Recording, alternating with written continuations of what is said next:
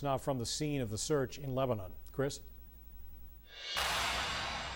Hey, Pat and Lindsay, Corporal John McDonald with the Maine Warden Service came over to us just a few minutes ago, right before 5:50, and told us that wardens were able to locate the body of Brett Bickford far off over that distance near that tree line. You can't really see it from where I'm standing, but it's very far off, tucked back in there. They'd been searching about a 1 square mile area throughout the course of the day with about 55 people, 10 canine teams, and a number of volunteers and friends and family who are all trying to locate this missing skydiving instructor. We spoke with a lot of experts today, including Ed Scott from the U.S. Parachute Association. That's the association that issues the safety standards for the skydiving industry. He said it's very unusual, extremely rare that during a tandem jump, which they say is one of the most safest types of skydiving jumps, that an instructor would somehow fall out of his or her harness. But they believe that is what happened here, and now they have the task of trying to figure out exactly how that happened.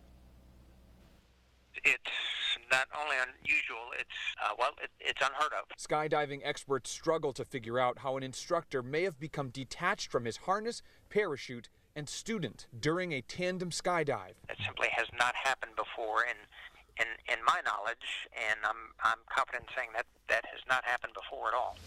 Volunteers, friends, family, and Maine game wardens are searching by foot for 41-year-old Brett Bickford over about a half a square mile area.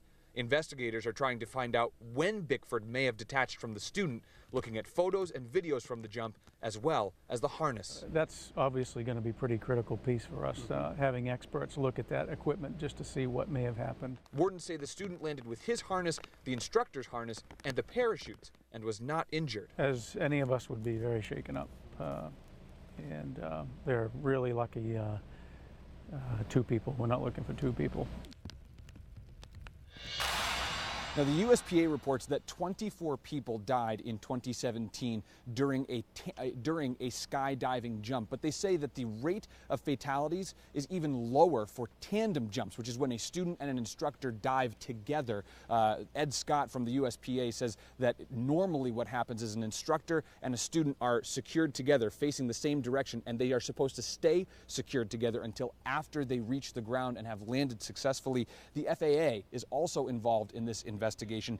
The USPA, though, does not keep the locations and the names of any accident reports that they receive.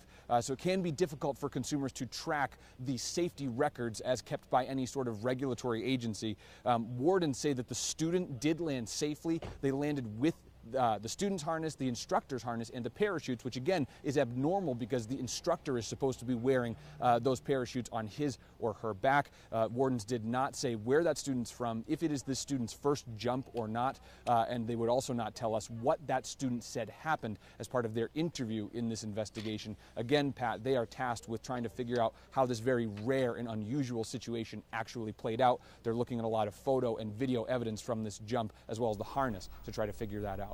An astounding story. Chris Costa in Lebanon tonight. Thanks.